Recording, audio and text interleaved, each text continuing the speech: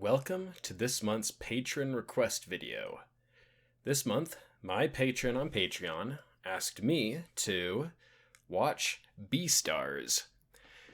So, Beastars is an interesting sort of a show, and I was already familiar with it. I learned about Beastars from Saber Sparks' video. He did a really good summary of the first season. He also did of the second season as well. I only saw the first season. Maybe I'll get to the second season later, but I did watch the entire first season. And I have some thoughts. Anybody who's familiar with my channel will know that I hold anime in a weird place. I feel like I'm constantly going back and forth when it comes to anime.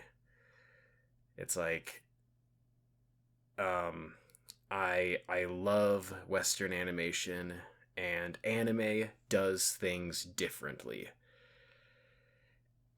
And a bunch of the things that anime does differently, I don't know how much of it is because of budget. I don't know how much of it is because they're actually trying to conform to the norms of the medium. And I don't know how much of it is just the sheer cultural divide that there is between Japan and, my American sensibilities. And so, I keep feeling like anime and I have a tenuous relationship, and I'm not sure what to make of that. But with that out of the way, let's talk about Beastars. So the one of the things that really stuck out to me about Beastars is how much it leans on internal monologues. In fact, I'd say more than half of the dialogue in this movie is not, in world, isn't spoken out loud. Like, most of what happens is people's thoughts being said. And I feel like that sort of a thing, it works better when there's only one character doing it. Like, take Machine Games, Wolfenstein, The New Order. That game leaned really heavily into using internal monologue as a storytelling device, but it only happened with one character, the character that you play as. But here in Beastars, basically every character has it, all the way from the main character Legoshi all the way to the weird chicken girl. Yeah. Let's see. As I watched Beastars, I had my phone there just to take some quick notes down. So I'm going to be reading a bunch of these notes to sort of facilitate my discussion. So in the world of anthropomorphic animals, there is a scale. There's a scale of how much of animal there is and how much human there is. So you look at a movie like Bambi. Bambi has like level 1 anthropomorphization, if that's even a word, with the animals. Level 0 being they're just animals. So Bambi had like level 1, where they're basically animals, but just a little bit of character like things here and there, mostly in the eyes, made it so like, oh yeah, these are cartoon characters that are able to emote and things.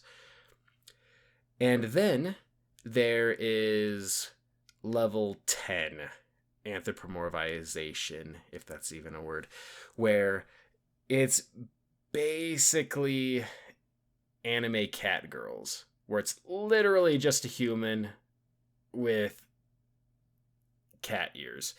So on that scale, Beastars is basically like an 8.5, where if you look at the bodies of the characters, for the most part, they're just human bodies. Just human bodies with animal heads.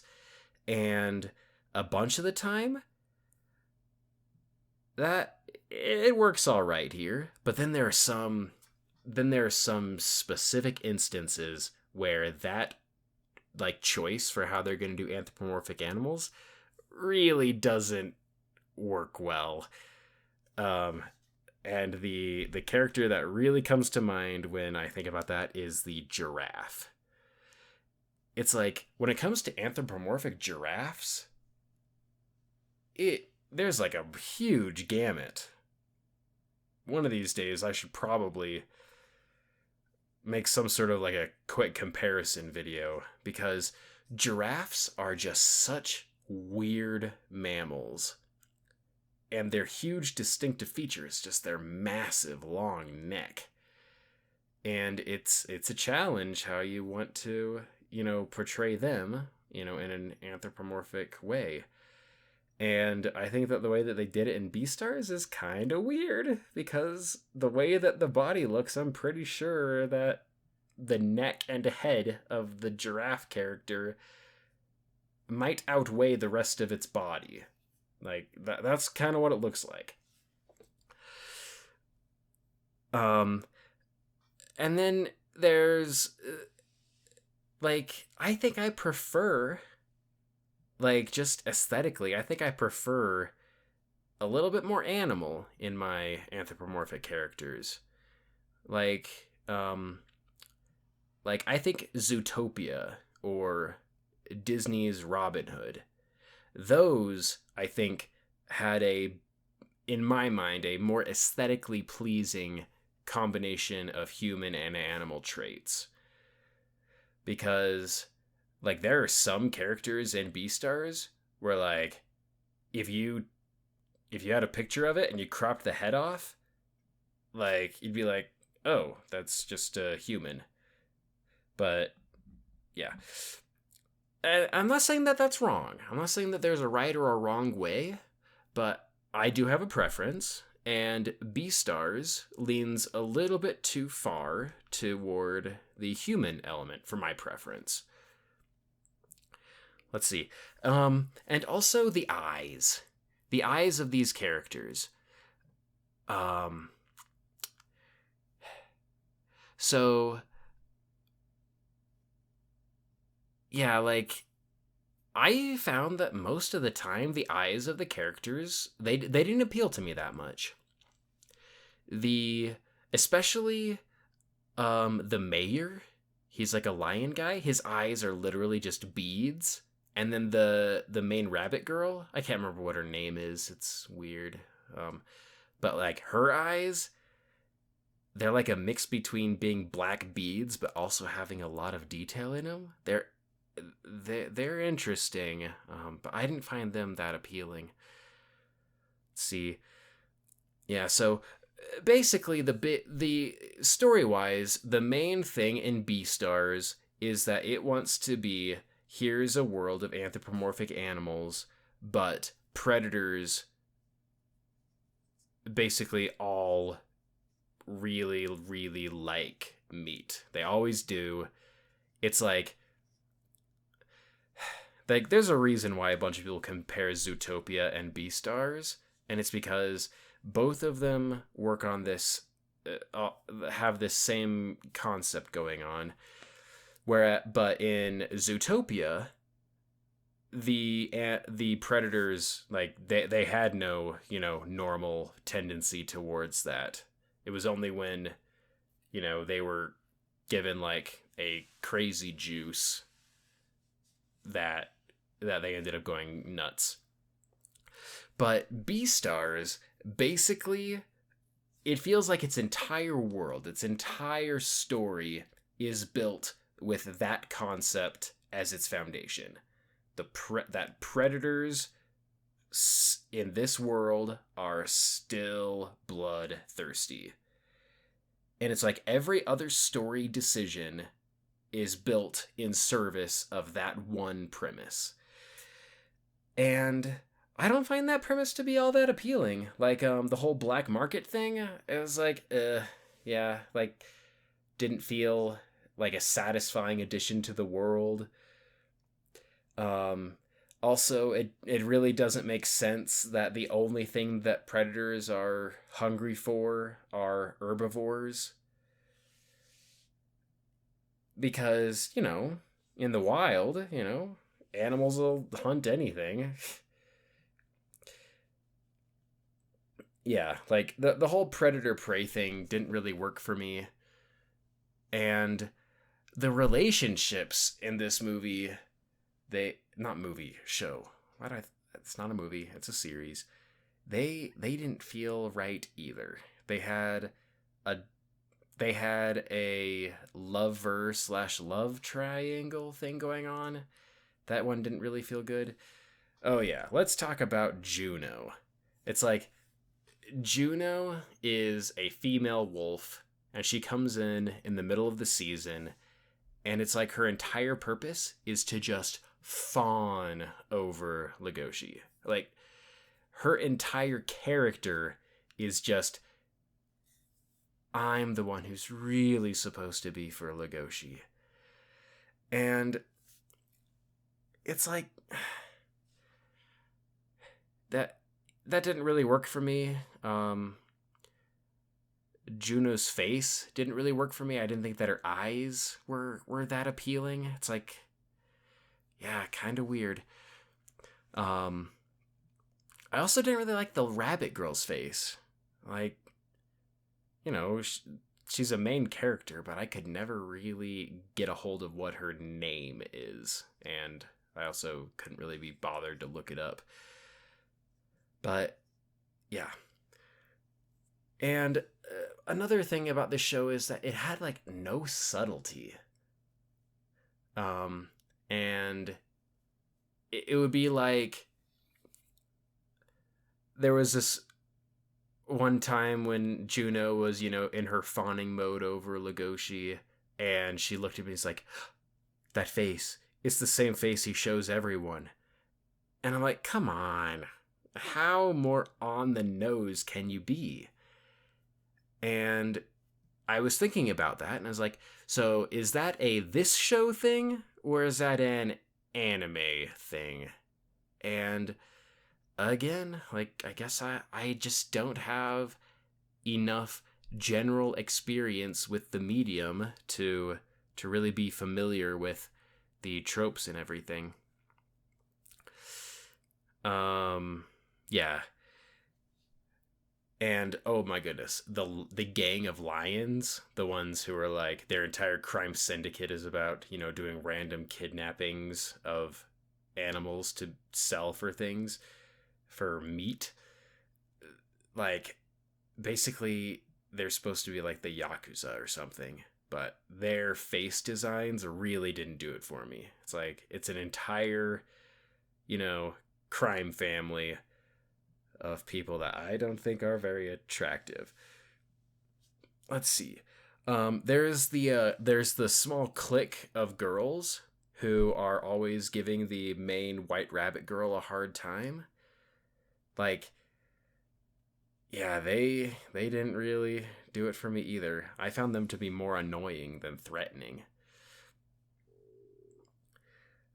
And then there was that whole, like, side plot where it's just like, here, for the first quarter of this one episode, it'll be, here is one student, she's a chicken, she lays eggs, she sells the eggs as sort of a side hustle, and she is so proud when she finds out that that people think that her eggs are the bee's knees. It's like, I guess it kind of fits in with the world, but it felt like that specific storyline, it only existed to be yet another piece to the puzzle in service of, in this world, predators are still bloodthirsty. And anything that they can get that even remotely satisfies that is something for them. And like the relationship that Juno tries to force on Legoshi, it feels like, oh my goodness, how desperate can this girl be? And the sheer amount of time it takes Legoshi to finally tell White Rabbit Girl that he loves her, that it didn't feel satisfying when he finally got to it. It felt like he probably could have done it, 7 episodes earlier. So, yeah. Basically, I guess I wasn't the biggest fan of Beastars. Yeah, I don't know. Beastars. Like, I'm not gonna pass judgment on it. I am not going to say that Beastars is good or bad. I can say that I don't think I would recommend it to anybody. Like, yeah. But do I think that it was do I regret watching it? No. I think it was a valuable experience for me. Because it was a show that I knew about for a long time. And long ago I decided, not for me. But when it became a patron request and I became obligated to it, it's like, maybe I'll give it a fair shot. And I'm glad that I did it. Will I watch the second season? I don't know. Maybe one day. But yeah, so Beastars. I feel like this is the kind of thing where if I rewatch it, maybe in like 4 or 5 years, I might have a better opinion of it. But it's the nature of these patron request videos where anybody who's at the $5 tier on my Patreon, they can request that I watch a show or a movie, and I will make a quick, off the cuff, low effort review of it.